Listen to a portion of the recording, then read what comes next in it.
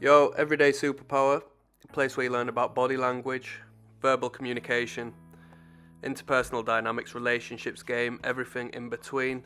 2 links in the video description. One of them will take you through to the catalogue of body language. It's a playlist I've compiled of the A to Z of body language, so you'll be able to learn how to read people's minds purely through observing them. Second to that is a link to the Patreon, where you'll join me in watching real life first dates as they happen. Observing attraction and repulsion cues, I'll break it down for you. You'll be able to work it out, see it in your real day-to-day life. You'll become Casanova. That's the game. Now, let's talk. What's the topic for today then, The topic for today is removing obstacles. Now, this is going to be in regards to getting a message across to somebody generally, but we're going to talk in the realms of, attracting women as we do, alright? I like to put the lens on in that case, just because why not? That's what men want, right? So, removing obstacles from your communications. Now, the beauty is in the eye of the beholder when it comes to this, and that's why it's fantastic. It's down to what you perceive as an obstacle. I'm going to allow you free reign to try and work this out. If you want a clear communication, now not saying clear verbally, but if you want to get your message across to that individual, perhaps even in an indirect manner, generally speaking, it's best to remove all obstacles.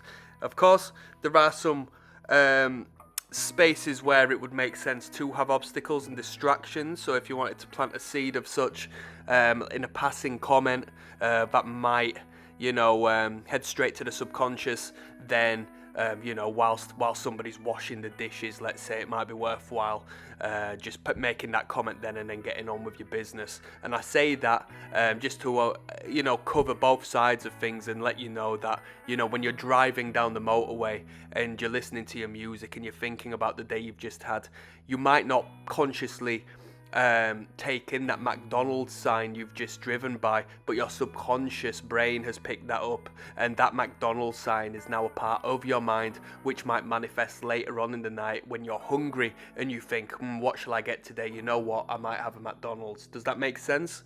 So that's what I speak on in regards to that degree of indirect seed planting, speaking to the subconscious and influencing through that means. But that's not what we're talking about today. We're talking about engaging one-on-one communication-wise in an optimized setting. How do you remove obstacles? Okay, so symbolically, material item, physical item could be blocking you to the other person. When you're at a date, you will have a table between you, covering up half of your body. So when you go on a date, generally, if it's a first date, I find that you initially sit opposite each other to some extent.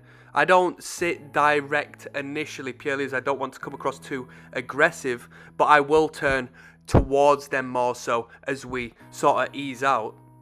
And then as the night continues, maybe we move tables, maybe we move to another bar, maybe we remain at the same table, but we align side by side. Physical touch engages with our legs as we go through the night, okay? We become more in tune and we remove the obstacle of the table to create connection. When we're sitting opposite on that table, glasses, like literal drinks glasses, menus, may be obstacleized in between us.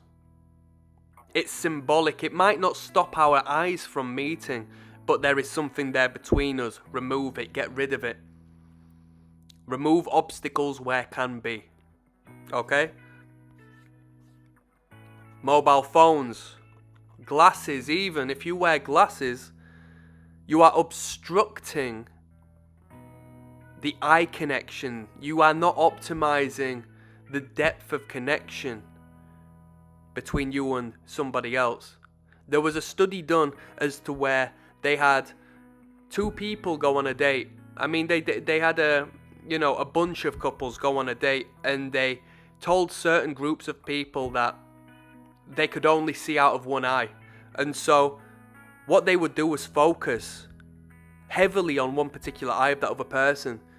so that they were engaging in a stronger eye connection. And the reports by the ends of these dates are those whom had better eye connection throughout the entirety of the date, the ones who they got told didn't have great, vision and could only see out of one eye, they came back with stronger feelings at the end of that date. So eye connection is key. And by wearing glasses, let alone sunglasses, people wear sunglasses indoors and all that. It's a mask. Don't think it's cool, people. It's a mask. All right.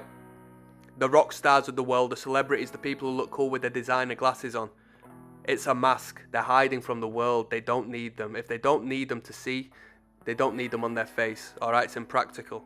It's contrary to attracting women, and it shows insecurity, full stop, okay? That's a side note, because I believe in that wholly, fully, such as the bald man wearing the hat, okay? Wearing glasses, you're better off wearing contact lenses. If you're going on a date, wear contact lenses. If you want to, actually create some sort of intimacy, some sexual connection with the person you're sitting across from. As I said with the hat, take the hat off of your head. Don't be a child. Take the hat off your head, you're indoors, you don't need it on. And if you're insecure because of your hairline, because you're going bald and that, just shave it off. There you go, job done, now you're a man. What do they call it? Male pattern baldness. It's because you're a man. Highlight the fact you're a man. That's the feminine sitting across from you. She finds beauty and harmony in your masculinity, so embrace it, okay? Remove all obstacles. Mobile phones. I don't need to look at my mobile phone because I'm enthralled in our conversation. If you're on your mobile phone, respectfully, I'm going to ask if it's important, and if it's not, I'm probably going to be out of the door, because why are you there staring at your mobile phone whilst you're here with me? It's disrespectful. It's not happened, but I've seen it. I've seen it.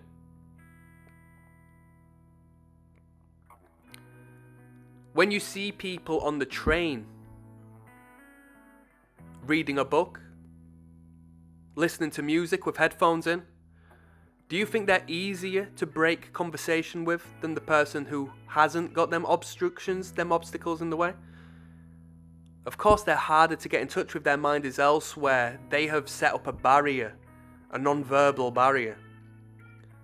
Okay? Escapism. They have relieved themselves momentarily from the world. It's harder to engage with them. So if you want to be good and coherent with your communication and get your message across and create attraction, aside from them fall in love with you, you need to remove obstacles, whether that be within the physical realm or in the mental realm. If their head is elsewhere, you need to redirect their attention back towards you. That's positive, fruitful engagement.